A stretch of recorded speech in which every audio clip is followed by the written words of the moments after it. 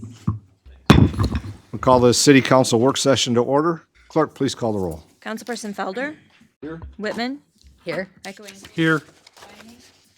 Germaine. Here. Lamore. Here. Mayor Clark. Here. So we have a work session item, a presentation from the city manager on the capital improvements program. Mr. Pastu. Tonight, we'll go through the proposed capital improvements program budget fiscal year 2020 through 26. And maybe at the end of the session, if we have a few minutes, a couple items we'll talk about, go over on tonight's agenda. So part of the agenda for this, I'm going to initiate with Mr. Green to provide an introduction, and then I'll go through the factors regarding we put together for the CIP, and then some department reviews, and then lastly, at the end, I want to talk about a capital improvements millage for us to consider. So, Mr. Green. Mr. Mayor, members of council, Mr. Pastu, Jeffrey Green, Director of Community Development. As in past years, tonight's work session is to introduce the upcoming capital improvements program budget for the upcoming year. Mr. Pastu and staff will present proposed budget and some selected projects, as well as kind of what went into creating the proposed budget that you're going to see tonight. I'm here to kind of outline the CIP budget process, and while all of you as council are familiar with this, my overview is really for others who may be here in the chamber tonight or watching at home on television. The first couple of questions that typically get asked are, what is the capital improvements program budget, and why do we go through this process? Answering the first question, a CIP or a capital improvements budget is a multi-year schedule of public improvements, usually 5 or 6 years. As for the second question, we follow the process that's mandated by state enabling legislation, which is the Michigan Planning Enabling Act, as well as the requirements called out in the city charter. But just as importantly is the fact that the requests typically outpace funding for projects, so there is a need for a process that allows the Planning Commission, the City Council, and the public to help prioritize projects that will be carried out in the next and upcoming years. Regardless of community size, the CIP process is relatively similar from community to community. The capital improvements program is typically made up of two components. The first is the capital budget, which covers the first year of the program and includes all capital projects to be funded by the governing body in the upcoming fiscal year. The capital improvements program, which covers the remaining 5 years, and in our case, that's a 6-year program, but it provides a snapshot of projects that departments and agencies may be proposing or recommending for upcoming years. The projects may require one-time funding, or they may be projects that are phased in and funded over multiple years. The projects, the city charter requires that the capital improvement program include a clear summary of its contents, a list of all capital improvements which are proposed to be undertaken during the 6 fiscal years next ensuing, with appropriate supporting information and the necessity for such improvements. Cost estimates, method of financing, and recommended time schedules for each of these are also required, as well as other information as the staff and planning commission and mayor and council deem necessary to make a decision on the capital improvement program and the various projects funded therein. This information is provided through a project narrative sheets and information provided by the various departments related to their request for funding. This is typically the budget sheets and the CIP budget packet that you will see shortly.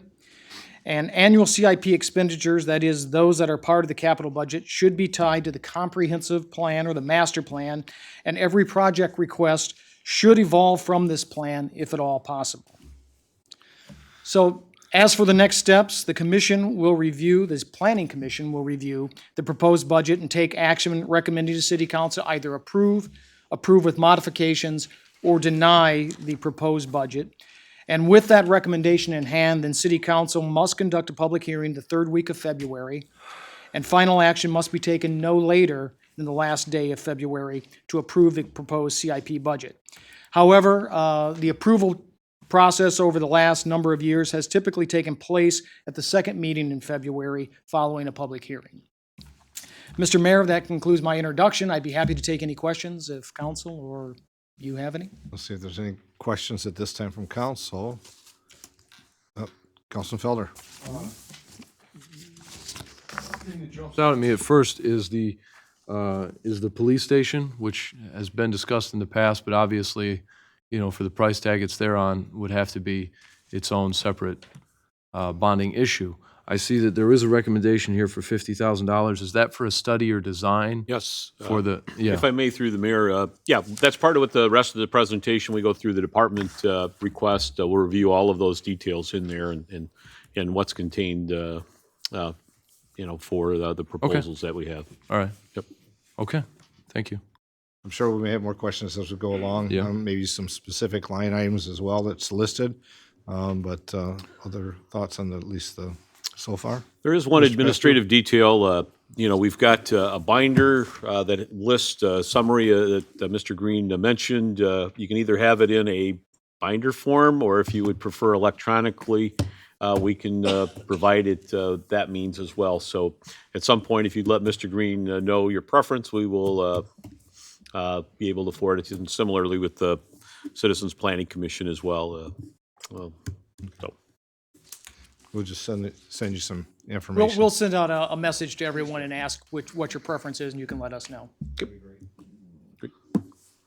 Vince? So going forward, just here's the factors in developing that take consideration as we're looking at it. Certainly the financial aspects of it, the economy, quality of life improvements, operational impacts, infrastructure, asset management, regulatory impacts, and technology. The financial factor, in the past, I'd list state revenue sharing, although I will talk about that on the back end of the presentation.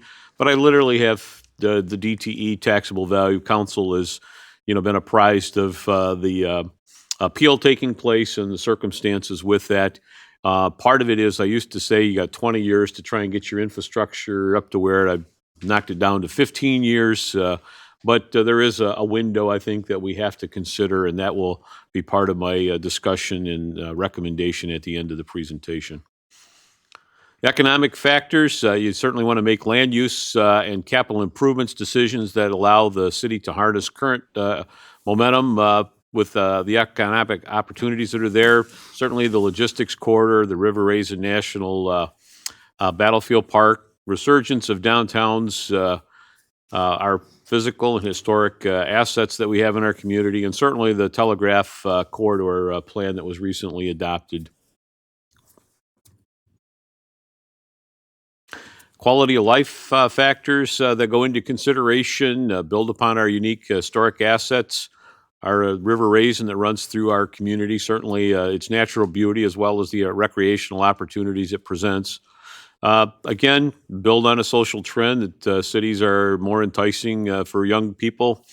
Invest in a more walkable community.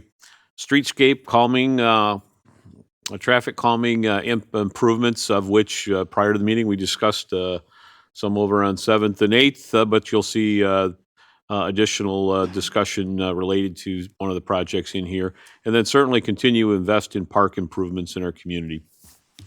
Operational, given great consideration whether we can afford it on an ongoing basis. Yeah, clearly you don't want to build something that you can't maintain, and so we take that aspect into consideration, and then also looking at other funding alternatives that may be available.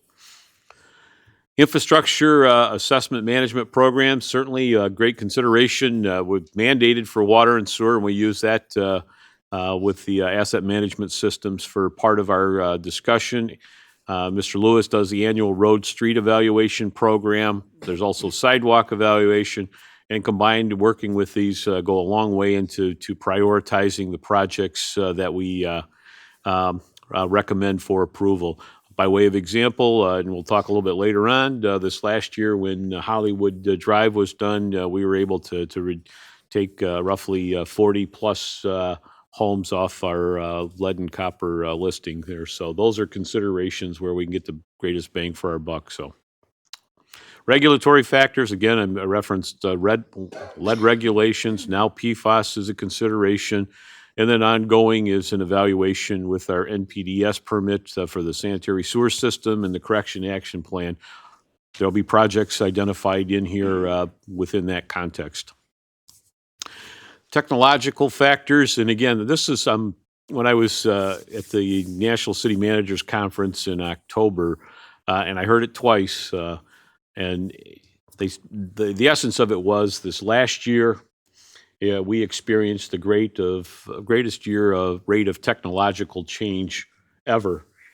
And the other part of it is it will be the slowest rate of change the rest of our lives, which means technology is just going to explode. And part of what we have to start considering as an organization is how do we utilize this trend to our advantage in providing services and helping with safety and those type of things. Certainly, met reference in here operational efficiencies, of which I think in my update I mentioned we're re-engaging with Customer Service 360 to continue making some improvements with that. Implementing many aspects of the information technology study from a couple of years ago. Identified a number of applications in the utilities department, certainly with some of the remote meter reading and other capabilities.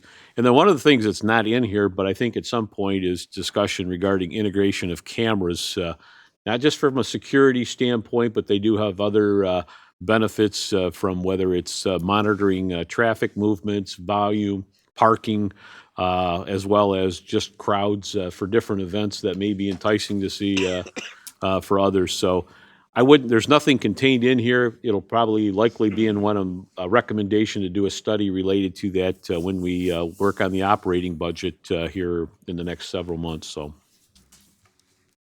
in total, what's recommended for fiscal 2020 is going to be a little over $7.6 million. Most of them are tied into streets. We'll talk a little bit about those, but also pretty significant water and sanitary sewer improvements as well. So we'll go through these 7.6 million in projects. The source of funding for them, a little over 1.3 in the general fund.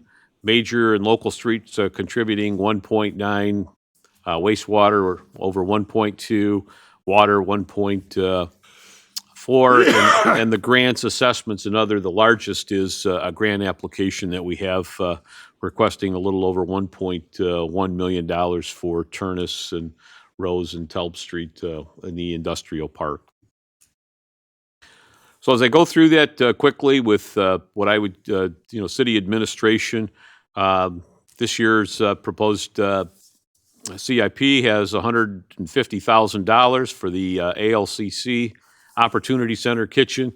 This is there's a prior $150,000 CDBG funds for this. We're looking to engage locally with an architect to get this project underway.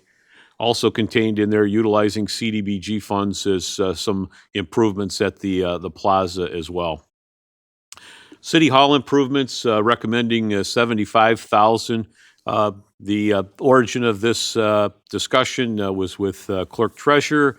As you know, the Lake Erie Transit is looking to make improvements where the old credit union was. And one of the things is to change the orientation of her windows serving the customers. If you know, they're in the hallway and you've got that open area window into the main lobby area. The idea is to address, turn that in so that it's more available for customers as they walk in to see right where they need to go for any information, whether it's related to elections, payment of bills, those type of things. And then put some security provisions such as cameras and what have you in the building as well. There's other improvements that we're looking at, possibly looking at some relocation, maybe with the parks coming down to the first floor. Potentially, we'll talk a little bit more about that. But also, County Administrator Mike Basanik and I've had some discussions with the Lake Erie Transit Project, trying to do something out here in the plaza area between the City Hall and the county building, soften it up, make it a little more appealing, if you will, and so more to come with that. But I recommended putting $75,000 in for that, and then going to Councilmember Felder's question earlier. new police station, 50,000 is in the proposed CIP for the planning phase of it. We had talked about preceding me when I came here a little over 3.5 years ago. There was discussion about doing police and fire building or public safety facility, and the decision was to go forward with the fire. At this point, what I'm recommending is to put the funding in place and start a process similar to what we had with the fire station for a new police station. They're currently obviously housed over on Second Street in the sheriff's building, and that's in place. We're pretty much going year to year with that. The initial lease on it, I think, expired somewhere in the 90s, and the county's been very good about allowing police to continue on. So, Parks and Recreation, I have put Labor Park, which will start in the spring, but also we're programming on an ongoing basis capital improvement replacement funding, very similar to what happened with the Playscape at Veterans Park. There's a series of improvements that just need to be programmed on a regular basis for the Parks and Recreation Department to keep the facilities updated. Quick little overview of where we're at with our city facilities. City Hall, obviously, we've done quite a bit here. Other than the 75,000 I had mentioned, I think we're starting just to get down to a few small items here and there. The police station, big ticket item for discussion. Fire stations are doing good now. The North Custer station and certainly the new station we have had improvements. I do include the ALCC Opportunity Center and Navarre Library. I certainly would like the community to start thinking those facilities as one. I certainly think from a programming standpoint, although there's nothing proposed with the Navarre Library, that we need to start thinking of those as one serving that community and the broader community as well. It just Battlefield Education Visitor Center. Obviously, we know if there's some roof issue that we have to talk about, although we're waiting some additional information. Sawyer House, we put 25,000 in this current fiscal year, nothing proposed for next year, and then obviously Dorsch Library finished a pretty nice project here a year ago. So all in all, I think there's been some good progress made with our city facilities and over the last few years. So kind of similar to what I did last year, road street funding. I just want to give you a broad overview. Our major streets are in pretty good shape. Major streets eligible for federal aid. We did some projects this last year, most notably North Custer and Front Street. State trunk line, I had said in the past they were doing pretty good, which would be Monroe and also Telegraph, although Telegraph seems to be not as good as it was a year ago, but that is MDOT's jurisdiction. And the city bridges, as a result of the millage approved by the voters, are in good shape. The struggle is with our local residential streets. Certainly sidewalks, we can do more work. Alleyways, I think we need to incorporate more into our neighborhood fabric. Again, we talked about the industrial park off of Internus and Telb being a big challenge, and then certainly, and again, we'll know probably by mid-January whether that grant was received or not. And then St. Mary's Garden storm sewer improvements certainly under design at this point in time. So those are the ones that are the big ticket items there. What's not included in here is ALTCC Opportunity Center Library connection. I think at some point we need to look at that a little closer. City-county parking lot coordination with the building authority. That we'll be taking a look at here starting shortly. Downtown infrastructure, parking improvements. The DDA does struggle with the availability of resources for some of these improvements. Citywide camera deployment. I don't have anything related, but I think at some point need to start considering street light energy conservation improvements in the future. And a lot of times those are basically performance contracts where you make the changes to more efficient lighting. It usually ends up paying itself for the capital cost.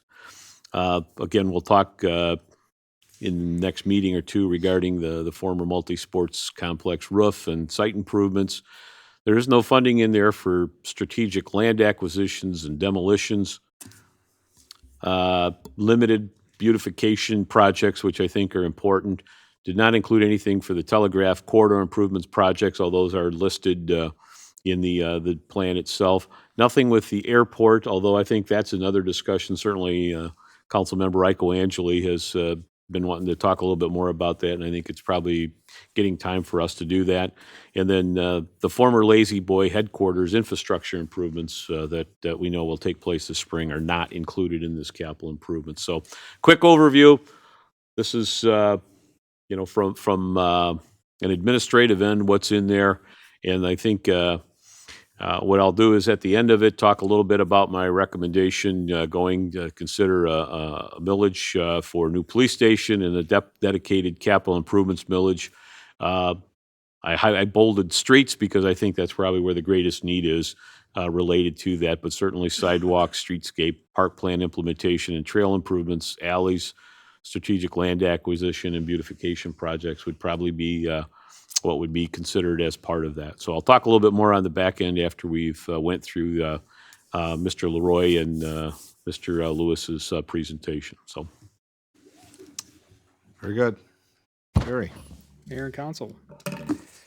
Okay, for water and wastewater. First slide is a summary sheet. We have 2 projects in wastewater. We have 9 projects in water that we're planning. The criteria, Vince touched on a lot of that. We use that exclusively for selecting projects. Comprehensive plan, we focus on the renewal, technology, regulatory, and the economic efficiencies that come with improvements. And from a funding standpoint, we're self-funded through our rates. The first ranked project in wastewater is made up of 4 different areas. The first one is the St. Mary's Garden area sub. This is one of 3 locations that's part of our corrective action plan that we've identified. We've been, with just a quick summary on that, we've been studying the flows throughout the system for the last year and a half. And there's 3 areas that have been identified as high inflow infiltration areas, and this is one of them. So actually this week I did send a notice out to Frenchtown and City Council to just to give some information on some work that we're doing up there. Smoke testing is going to be occurring this week. We did send out surveys to residents, and we're getting those back in, but we're also going to be doing home inspections.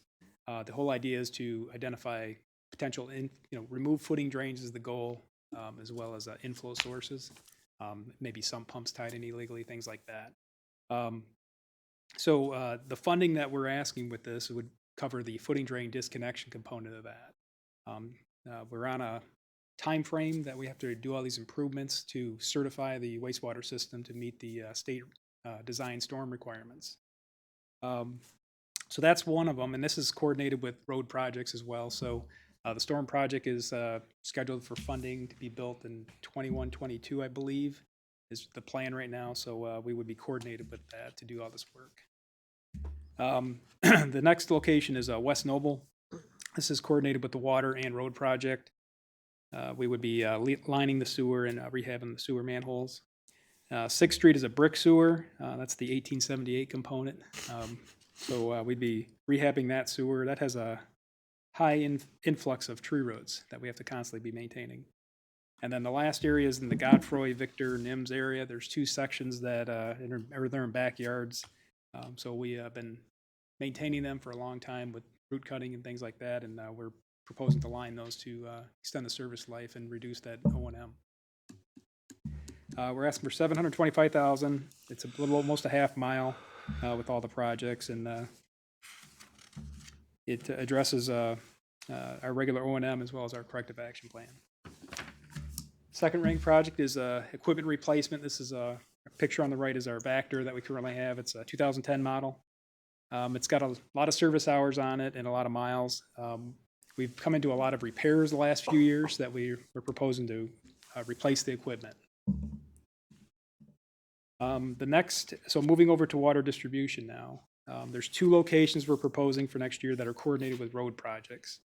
We're proposing to go from like Huber and West Lorraine all the way over to just east of Lavender. It's a large arterial main that we propose to replace. That's a 1935 main. We've had a lot of breaks on it, especially under the railroad tracks and the county drain there. And then West Noble, that's coordinated with the sewer and the road projects. That's a 1915 main. It's a little over half mile for both locations. These, again, they're coordinated with road projects, and we'll replace the lead and galvanized lines like we've been doing the last several years. We are making quite a bit of improvement on those, reducing our numbers, by the way, as Vince pointed out. Next project is equipment replacement. We're proposing to replace a 2005 dump truck. The request is for $88,500. A lot of corrosion. Just these trucks see a lot of miles. We have a large service area, and we're proposing to replace it to more efficient equipment. The next piece of equipment that we're looking at replacing is a case. It's a trencher that we use for water services, and its trailer. The trencher is a 1992 model that we bought in 1999 used, and we bought a new trailer.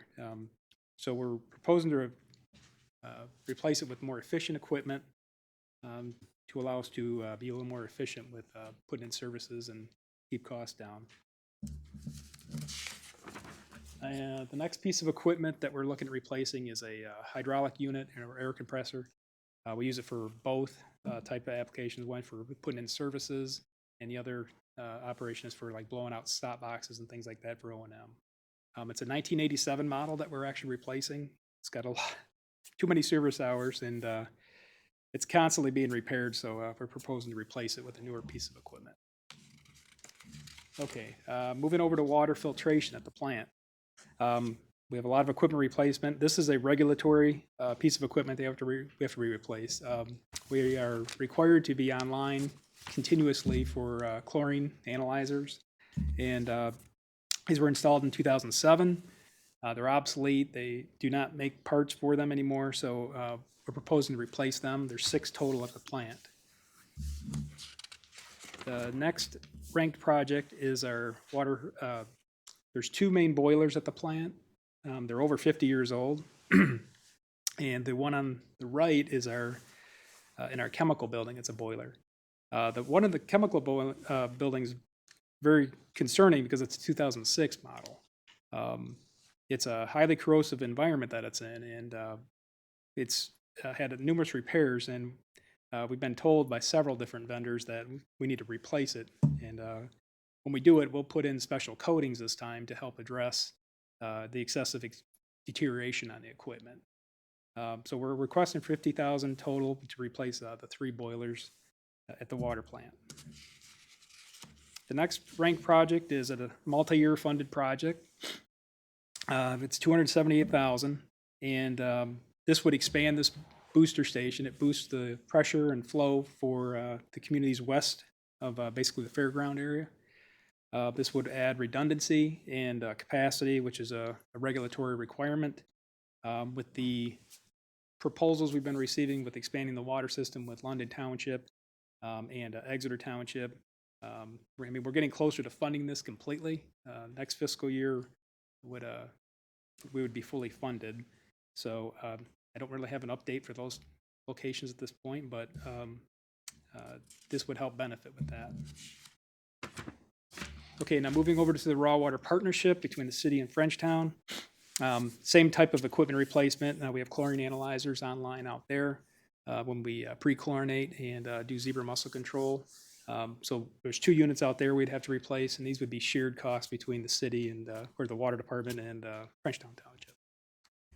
And the last project I have is another multi-funded year project. It's the raw water pump motors and the drive replacements. We would be upgrading these older pumps to newer, more efficient motors. The larger, older pumps would be converted to VFDs, which allow us to save us some electricity for the partnership and would improve the integrity of the facility. So, is there any questions at this point? Any council questions? Just a quick one, Barry, because I know that you've mentioned a couple of times in your presentation about some of the mandates and items that are coming through legislative action that require replacements. Are some of these specific to that? I know you mentioned it keeps in compliance with that, but where they've been scheduled anyways? The analyzers are a requirement. Okay. The equipment would help us replace services, which the clock starts January 1st, 2020 for our 20-year cycle of replacement of lead and galvanized service lines. So we're just trying to optimize by improving the equipment we have to be able to get that work done. So I mean, that's part of the plan to do that. But as far as like a direct, that would be like more of the corrective action plan work that we're doing up in the St. Mary's Garden. That's more of a direct regulatory requirement along with this equipment replacement. Okay. So I think about that with the lead and replacement lines, and while we recognize the complications that have happened elsewhere in the past, but some of these challenges are just mandated across the board. So I just think of, if it's something that we're going to be doing anyways, then I understand, but if it's part of that correction plan, just trying to keep track of it. I know you probably will, because I want to think about that in relation to, funding is what it's about, and how much you're funding for one project over another, and where that sits in age and needs as well. So, but as you said, it's a 20-year correction plan, so. Yep. All right, thanks. Any other questions for Barry? All right, thank you. Lewis?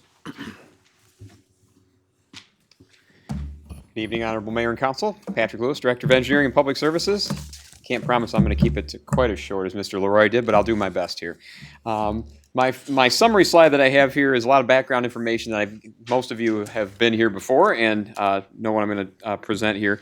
I've got a total of 10 projects for almost $3.4 million. 3 of those, I will note, are designed for 2021 construction. We usually do that with our federally eligible roadways.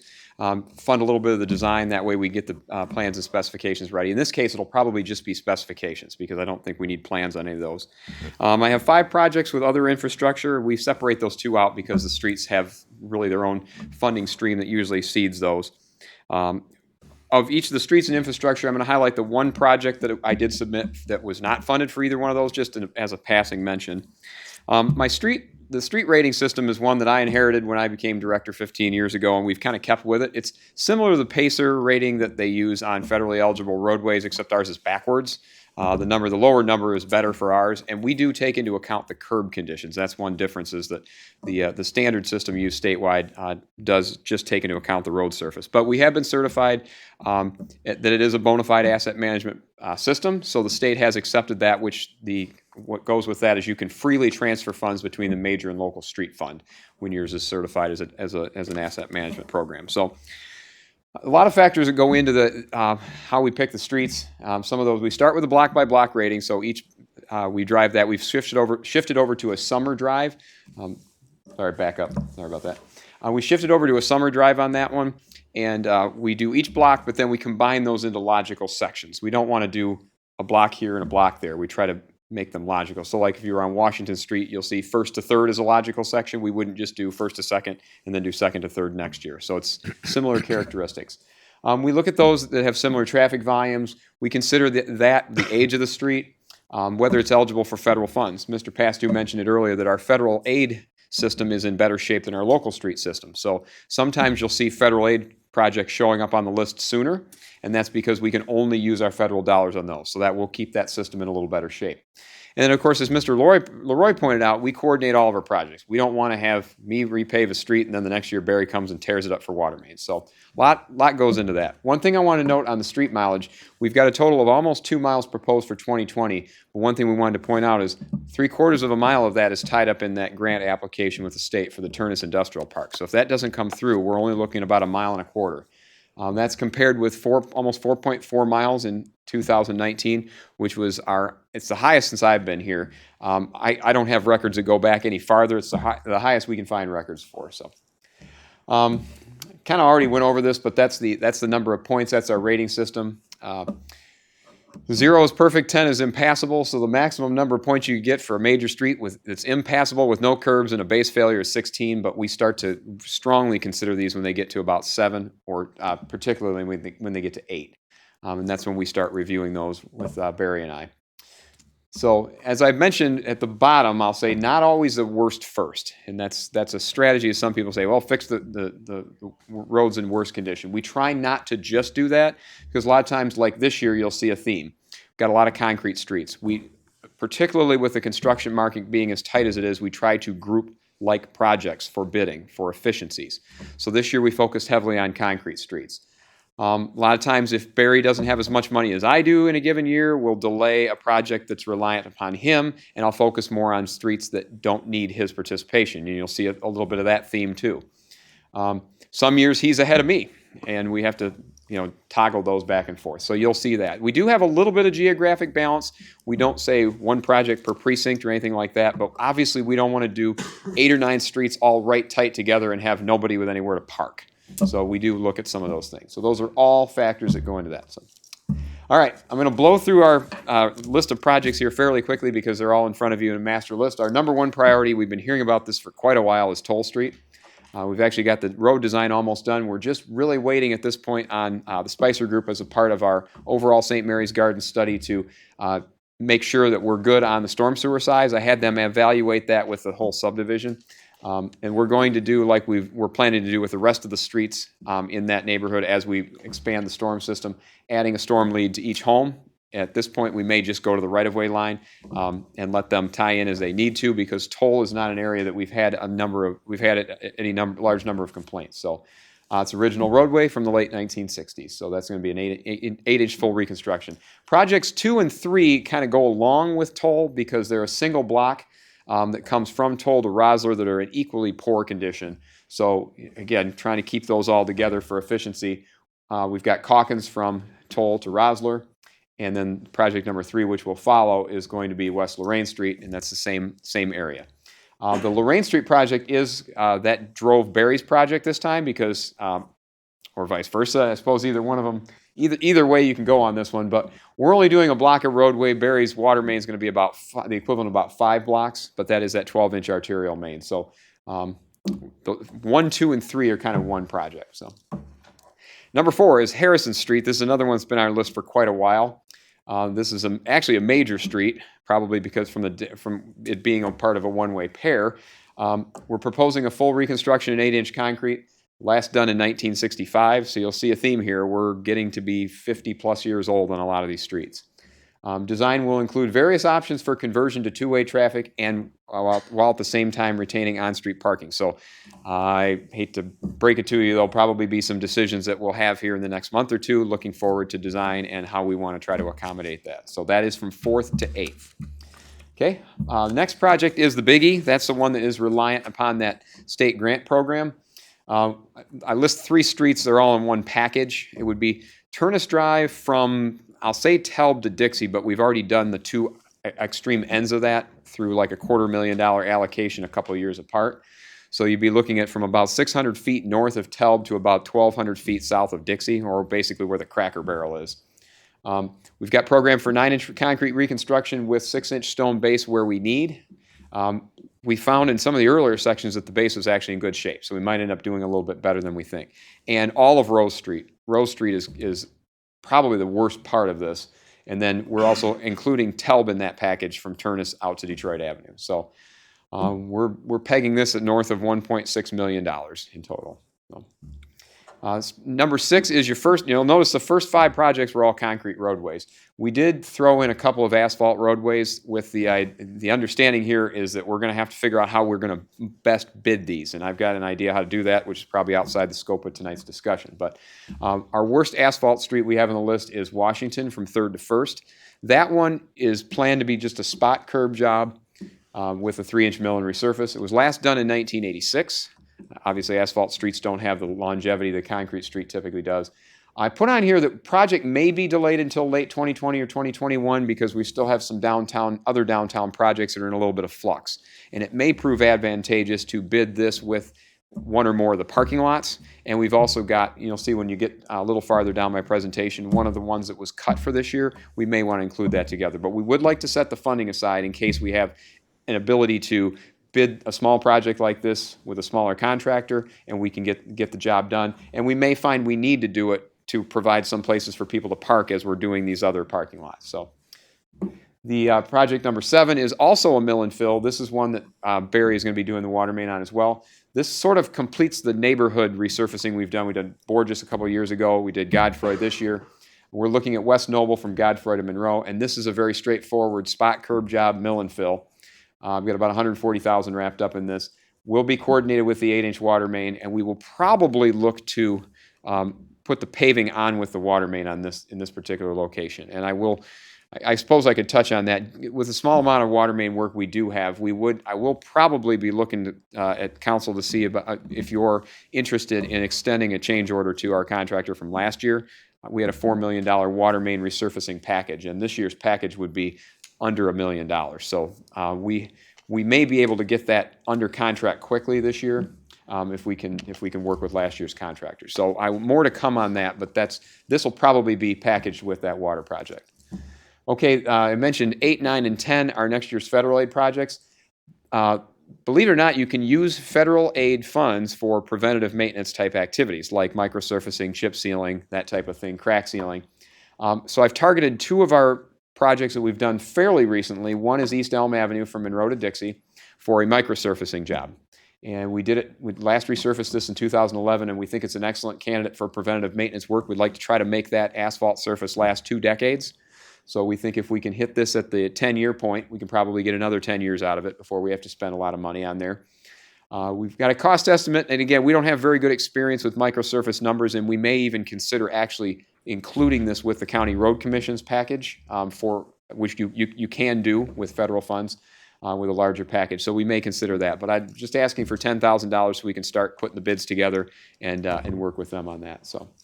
And the other street we're looking at microsurfacing on is Dixie Highway from Elm to Spalding. That's a little newer roadway, sees a little heavier traffic with trucks, would be the same type of thing, microsurface. And in both of these cases, the gutter pans are not exposed, so we can microsurface all the way to the face of the curb. This one's a little more expensive because it's wider. It's not, I think it's about the same distance longitudinally, but it's a little wider roadway. So again, $10,000 for bid preparation. And number 10 is one, actually it's kind of the leftover section that was not resurfaced in 2013. This goes all the way back to 95 when it was turned over as a part of M50. You'll notice actually that picture shows quite an interesting transition. The County Road Commission actually did a short run of this when they did their larger Dixie project back in 2006, and quite frankly it hasn't held up very well.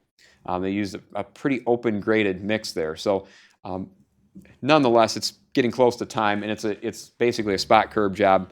It's pretty wide. It's 5 lanes wide, so even though it's not a terribly long section, it's about $250,000. And we would probably, I don't know whether we're going to bid this as a standalone or look to work with the county, but I'd like to at least get design funding in there. We may not do it in 2021, depends on how the pricing comes in for microsurfacing, because we only have about $250,000 in federal funds. So this will be a little more dicey, but I'll bid the microsurface jobs first, and we'll see where we stand. So again, just asking for $10,000 for design. We got one project that we requested but not funded. That is South Macomb Street, 1st to 4th, and that would be full curb replacement between 2nd and 3rd, spot curbs on the other 2 blocks. So you can go on to infrastructure. Back to infrastructure here. We did talk about alley paving. These 2 alleys we actually planned on doing this past year. We had a special assessment component. We're kind of backing away from that. We should have enough money within that allocation to do both of these alleys with probably some left over. We do show a $25,000 DDA contribution because we want to try to beautify these a little bit. So we'll be working with Ms. Knowles on some design elements on that. So these will be the 2 alleys between 1st and 3rd east of Monroe Street. So, and others to determine in the future. Going back to infrastructure 2, our 2020 sidewalk replacement program. I did mention on here it's the same program we always have, 1-inch vertical separation and or general deterioration. We don't mark for a single crack, but we mark for something beyond that.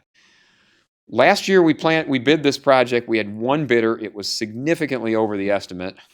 So what we're going to do is we're going to back up, redo all of what 19's program area was going to be, plus go all the way to Scott Street, plus any complaints that we get. We typically get out of zone complaints, and once we have actual knowledge, we try to address those as well. So on to the next one. Stores and Equipment Fund, vehicle equipment replacement. This is just sort of the run-of-the-mill. We started putting it in the CIP a couple of years ago. We're down to about 200,000 this year because the enterprise fleet maintenance program has those converted to leases. So all of your light duty, we're on a 5-year cycle now. We're not showing that as part of the CIP because those are, even though we purchased those, they end up being leases to us. So for the coming year, we show, I say 6 to 8 items because we're still reviewing options. We definitely commit to 4 police interceptors every year. Those are not yet part of the enterprise system because we've got a lot of aftermarket that goes into those. So we're just getting those, and we're rotating those more than every 5 years. So, and then we've got a couple other smaller units, nothing of major importance. We have longer term needs in that all of our single axle dump trucks are now 19 years old. So we're looking at those. We try to keep those in good shape. Those are our workhorses. Those are our primary salt and plow trucks. And we have been working on 2 tandem axle replacements, what we call these swap loader units. So those are longer term things, and we do actually have the 2 tandems budgeted as financing, so we didn't show those here. Number 4 is a project we've been talking about for quite a while. We did have a kickoff meeting a couple weeks ago on the St. Mary's Gardens storm sewer, and that is a comprehensive program to basically right-size, upsize the storm sewer system, take some of the sanitary flows or the flows away from the sanitary sewer, those clear water discharges that Mr. Leroy has talked about. We have a ballpark estimate of about $1 million on here. And again, I won't stress this too much because we've kind of talked about this at a number of points in time. But the exact scope is not yet known. But we think anything we could get started on in this fiscal year would be covered by the $500,000 we've set aside plus another $500,000 for this year. So. Number 5, we talked about the last couple council meetings, and that was the gentleman brought in the concern to us about the fact that we have a number of large gaps in the Mason Run subdivision north of Noble, and that we do have brownfield funding that was set aside from the developer to cover any latent deficiencies that were left behind when basically the market kind of fell apart. And we do have enough to do the work. It might be more than $30,000 depending on what our fill costs are. I've come up with estimates as high as 40. I think we can probably do it for 30, but until we get to actual design, we won't know. However, we do have adequate funding above the 30,000. We have 70 something, I believe, available to us. So, Brownfield Authority has the monies available. So once we'll bid this with the sidewalk program and close those gaps within the Mason Run subdivision. One project that was not funded in infrastructure, which I've shown you a picture of, and mostly I was looking for a decision too, but we have. The portable stage has been in at DPS. Actually, it's parked out at the airport right now in the old sheriff's hangar. But it requires some pretty extensive body and electrical work. That's what it looks like now. We estimated the cost about $15,000. Our staff would probably do the work. We don't use it very often. So if we're not going to fund the repairs, we should probably look at disposing of this item in the spring. So just wanted to point that out since it was not funded. That was proposed for funding. So. Long-range street needs now, and I have the items with me, I think, that I need to pass out with the nice color copy for the council. We did an analysis. Mr. Pastu and I went through this. We did actual cost estimates for all the 2020 to 2026 projects as a part of our normal 6-year CIP process. So my staff goes out and we tag driveways and we say we're going to need to do that, adjust these structures, and they're in detail. We came up with a cost of almost $15 million for those 6 years that we think are in poor condition now. Those should be done already now. You could do any of them without being accused of wasting money. That's about $2.5 million a year. That exceeds our ability to fund those already. We could probably push it if we had some additional general fund contributions, but that's going to tax us to get there. Even with all of those projects, we're only looking at 10 miles in the next 6 years. So just under 2 miles a year. Keep in mind, we have an 83-mile system that we're responsible for. Long-range projects, then what I did was we looked at everything that's rated a 6 or above with the understanding that 5 years from now, normal distress would accelerate those to where that cohort will be in poor condition. So what I did was I sorted the first 6 years and assigned representative values. If it was a concrete reconstruction, it had this range of cost per foot. If it was a 3-inch asphalt resurfacing with curbs, it had this range. We overlaid those with the next list. Came up with, for the next 5 to 8 years, we have about another $19 million in needs, which would be only about 12.5 miles of streets. Keep in mind, these are already streets that we'd call like fair to poor, but not horrendous, but they will be poor within 5 years. So we're on kind of the same pace. That's about this little under 2 miles a year. At that pace, we would not complete the long-range projects until 2033. That's just the stuff that we already know is poor, keeping in mind that your normal asphalt replacement cycle is like 15 to 20 years, and your concrete cycle is 30 to 40, depending on what your traffic loading is. We're running on about a 50-year cycle here.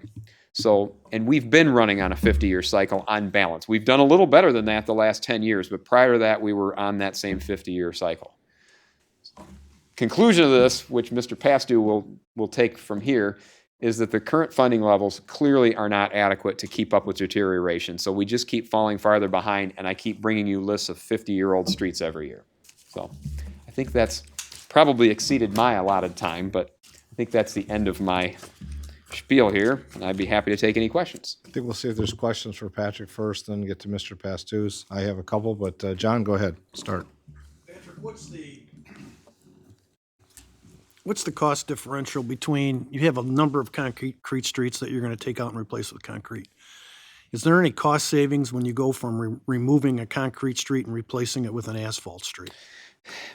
That's an excellent question, Councilman. And I can tell you, the numbers seem to be bouncing all over the place. And part of it is just we're in a weird market right now to where I don't have a good solid answer for you on that question. I can tell you it's for probably 10 years ago, concrete was getting close to the point where it was before. Some of it I think had to do with the Chinese economy they started sucking up a lot of concrete. When their economy took off, the cost competitiveness kind of disappeared a little bit. But for a while, we were getting close to the point where it was just about the same cost to do a concrete street as it was to resurface an asphalt street when you needed to do the curbs, because that's a key thing. Certainly, we wouldn't even consider, if we were leaving the curbs in place, we would not consider converting an asphalt street to a concrete street or vice versa, just because a lot of our costs go into the curbs and drive approaches and the things that, because we have such a density of homes on our streets there. Converting a concrete street to asphalt is, I don't want to say problematic. We have some unique soils challenges here, and a lot of our streets seem to have been constructed in the past, especially these first-time pavings, as 6-inch concrete in some cases, or 8-inch concrete at the best on a clay subbase.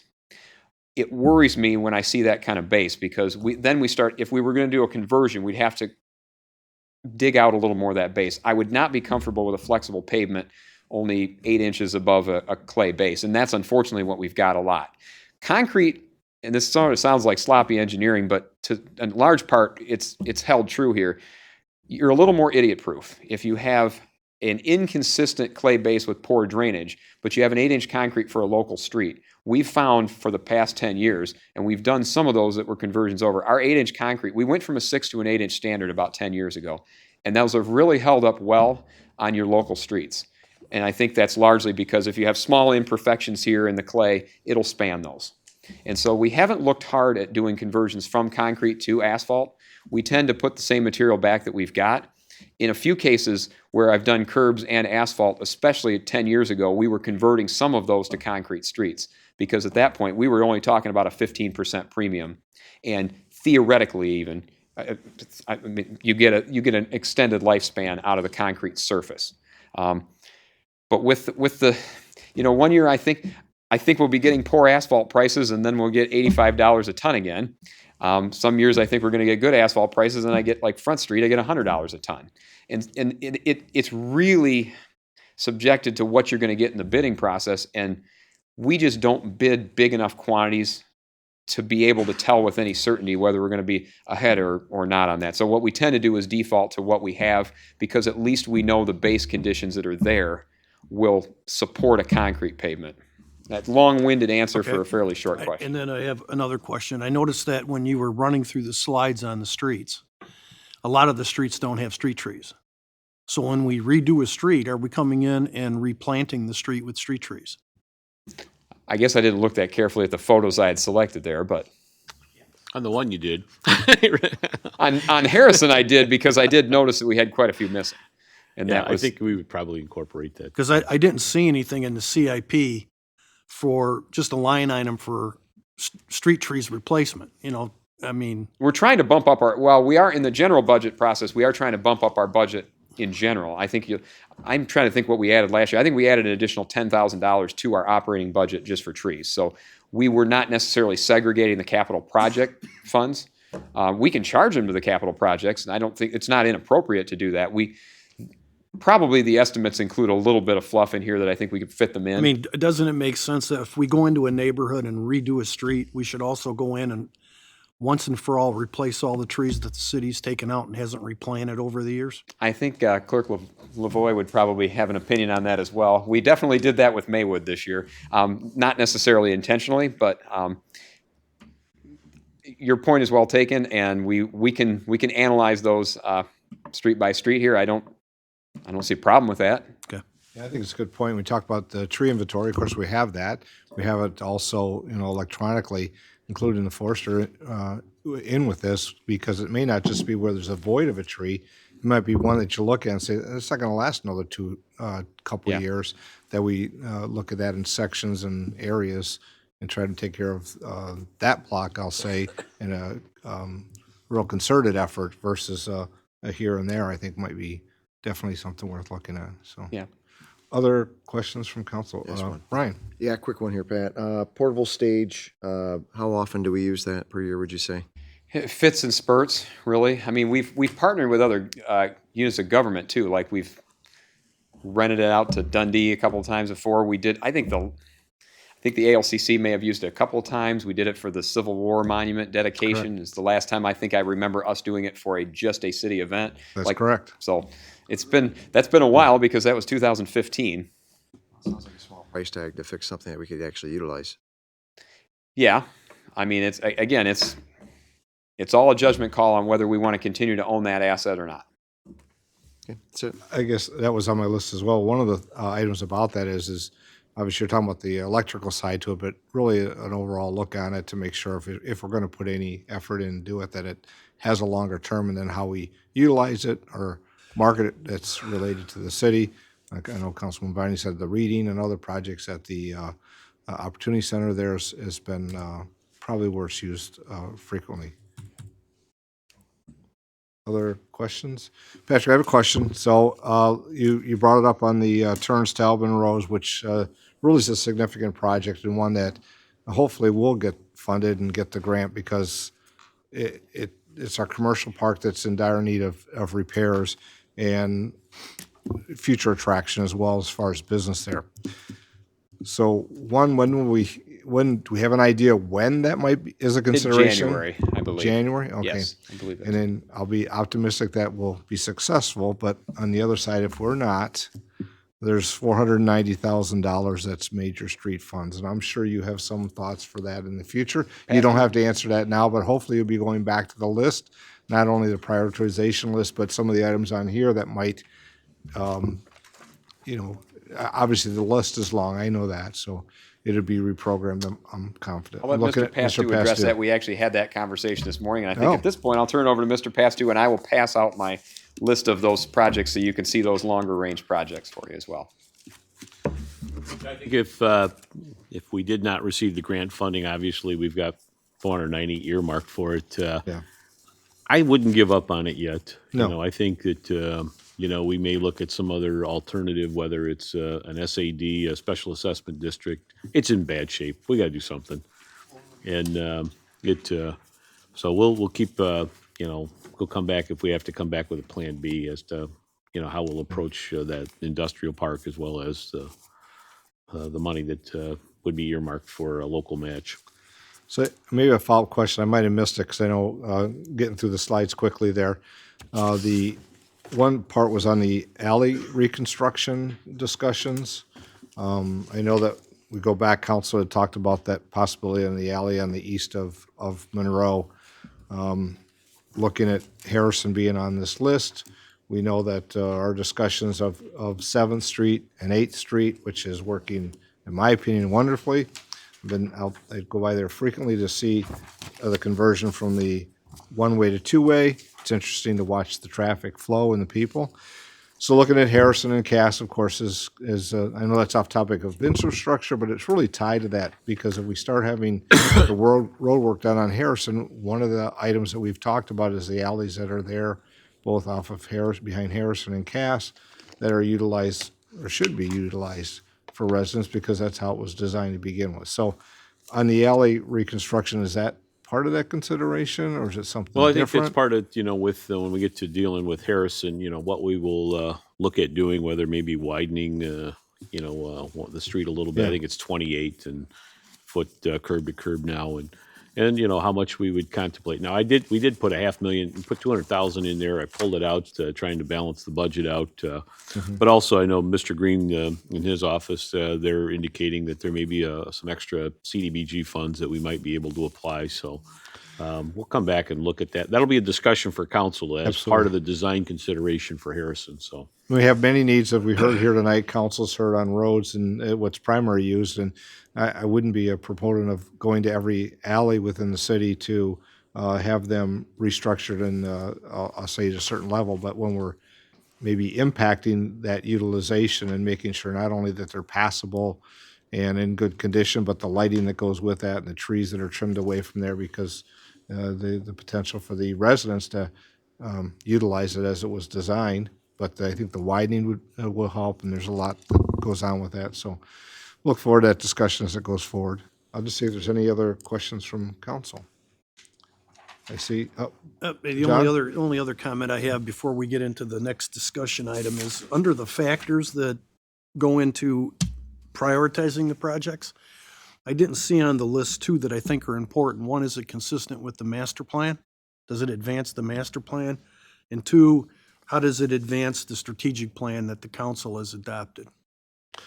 Yeah, we didn't necessarily list those as clearly as we should, but I can tell you administratively, those things go into consideration, and maybe we need to articulate. I think we do have a little section in there that we just, we can fill that in as well. Which reminds me of the other item I had when I looked at those on the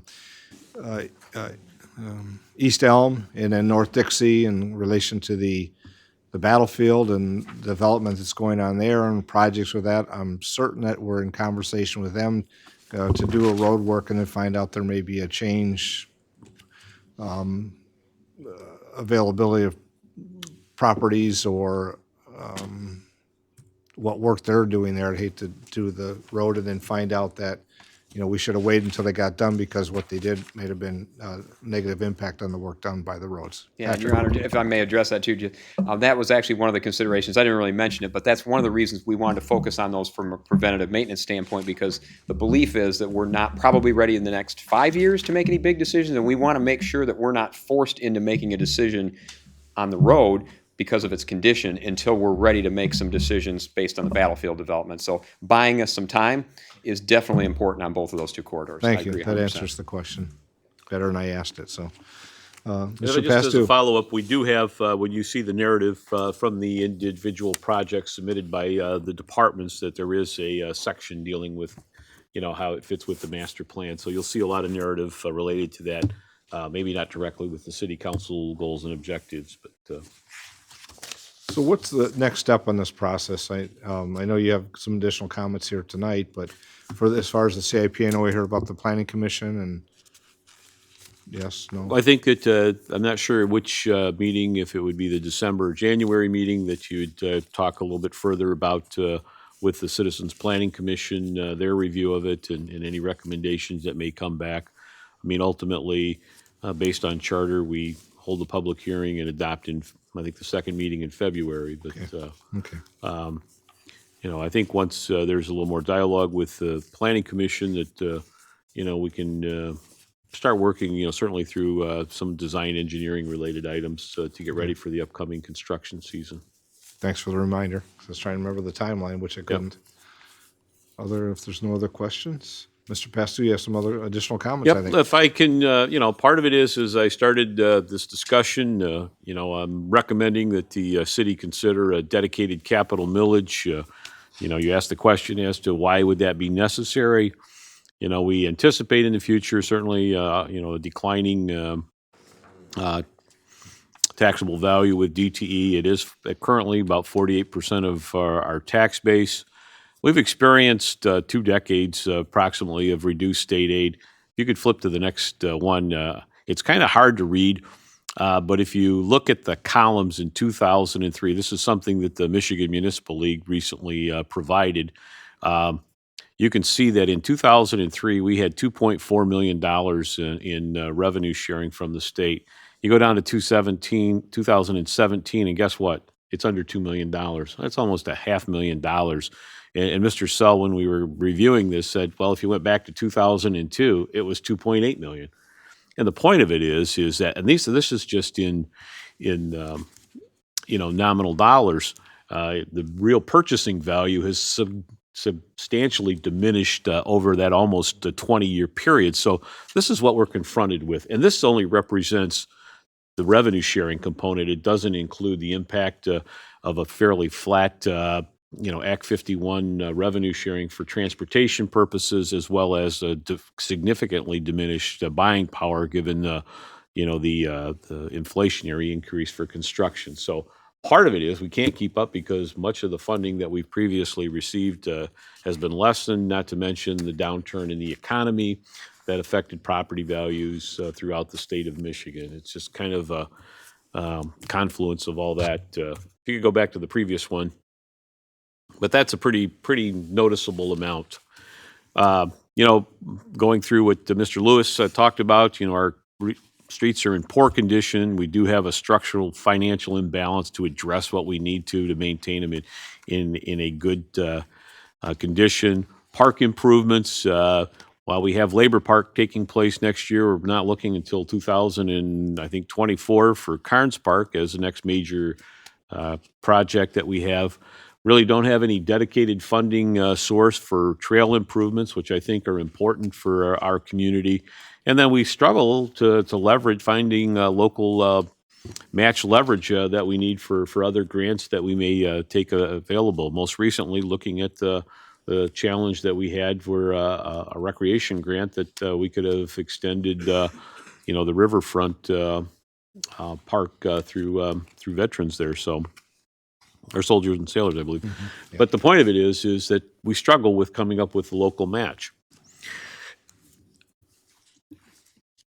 And then one of the other things I think it's important to take in the context is, for much of this preceded my start here in 2016 was the city's exhausted a lot of their operating options. You're at the charter millage cap that you have. You've went from 280 plus employees down to 150 full-time equivalents. The pension and retiree health care are both funded, 90 plus, which is a positive. You look at the retiree health care benefit, which is closed, the defined benefit component, now on a defined contribution with employees contributing. The pension changes. You've got hybrids for your general employees, two-tier system for your public safety employees. All of that, had an impact on what you're contributing toward the pension and the retiree health care system. You've got medical insurance caps that have been imposed and to go along with it, high deductible plans that employees have. And then there's been a lot of successful economic development projects. You look at Mason Run, the towns on front.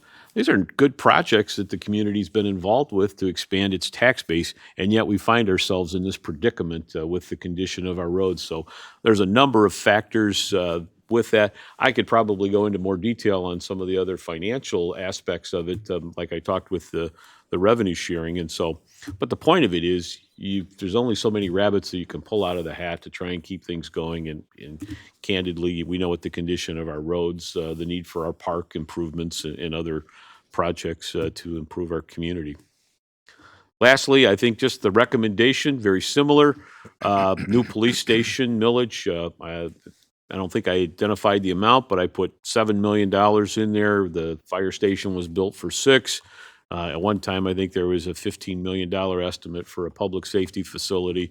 I'm guessing, and again, this is just eyeball engineering, probably somewhere in the neighborhood of $6-7 million would be needed. And then a capital improvements millage, would be part of the dialogue. But I do think you need to establish an ad hoc committee to give this consideration. If you're inclined to, and I'm thinking, much of the complaints that may take place is that a lot of times some of these special millages take place when the fewest voters are going to turn out.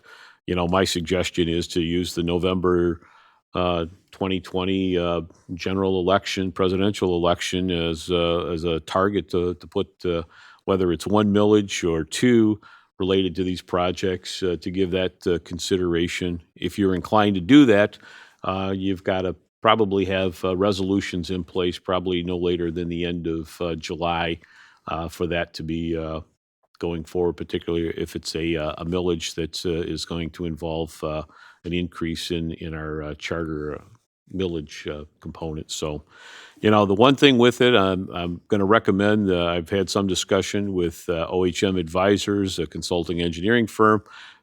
They've been involved with work here in the city of Monroe, but also I know that they've been involved with some other communities in successfully helping provide the engineering support as well as information related to a number of successful millages in those communities.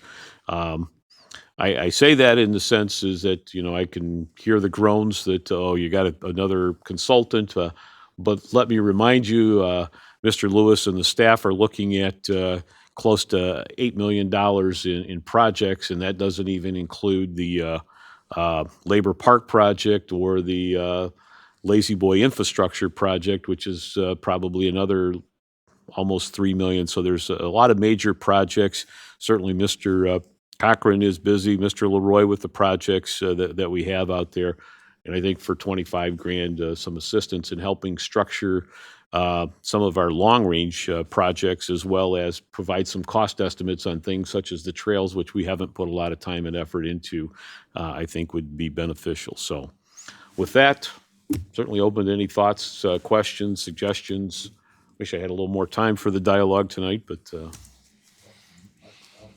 Questions from council. I think that there's a lot to consume here tonight, but I would look forward to the opportunity for council to, additional information to be coming, but also for council to be able to have a work session to really get into some of the details here, as well as the recommendation. I'm just going to make, I should stop, see if there's questions for Mr. Pastu, because I have a couple comments. Andrew? What proportion of the capital improvements fund is general fund funded? historically, we've been putting about $1 million, which generates 1 million. We've got a little more in this year at 1.3 that we've transferred in. And I would not recommend doing away with that.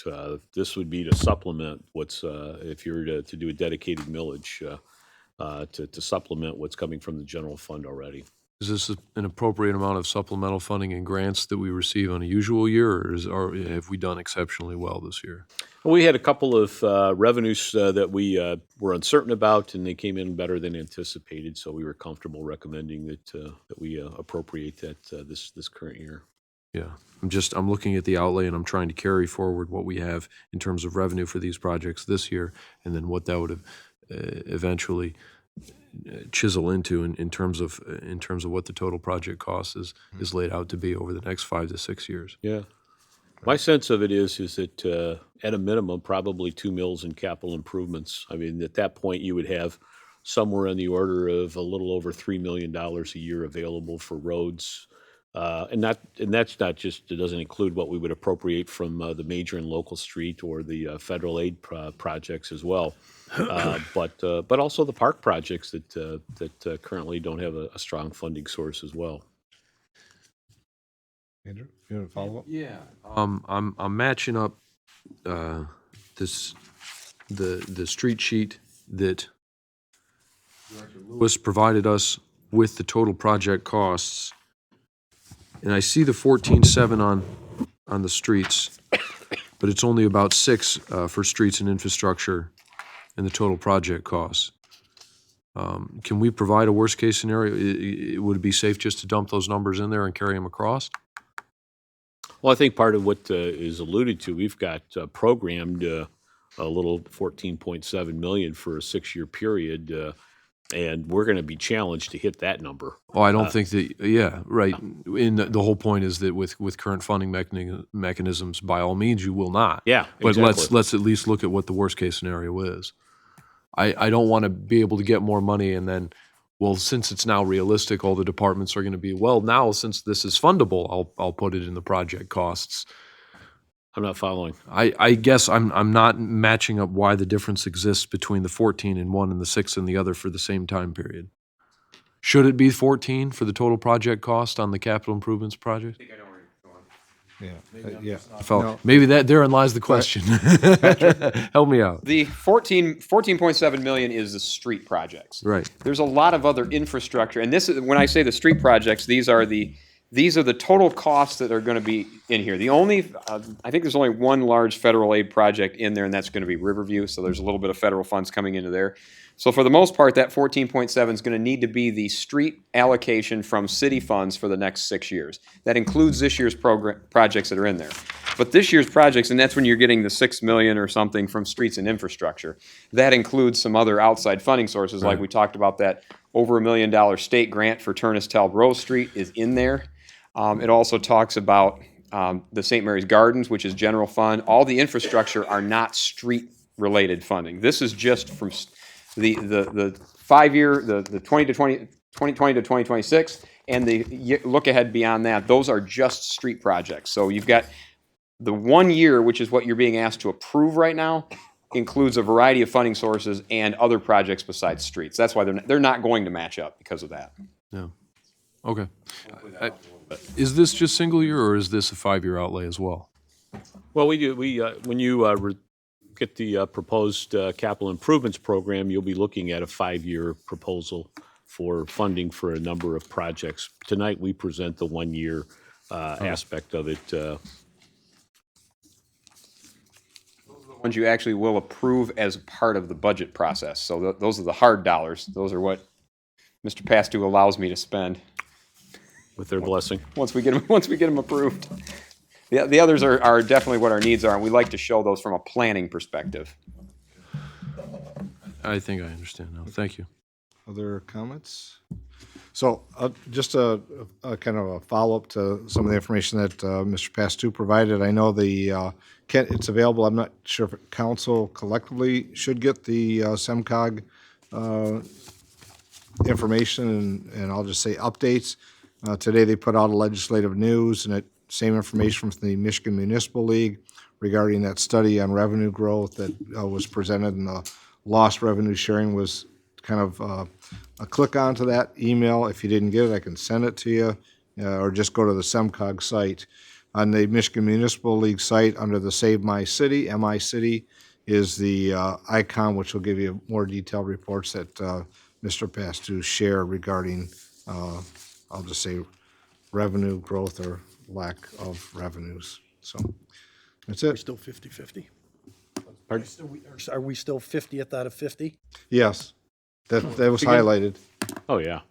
Oh, yeah. 50th out of 50 states in terms of state revenue sharing. Yep, it says, since 2002, Michigan ranks dead last in the nation Right. when it comes to funding its communities. Yep. So it's a significant issue, no question. And the charts show that, and hopefully we'll get it'll change. But I think we continue to have, we just got to continue to have dialogue with it through other representatives, whether it be SEMCOG, MML, or whoever, so. But it's worth the read. If you didn't get it, go to the SEMCOG site. It'll connect you to both. Okay. Okay. Vince, any final comments? It's about 10 minutes. Okay. Seeing no other comments for now at this time, we'll close the work session and council meeting in about 11 minutes. Thank you.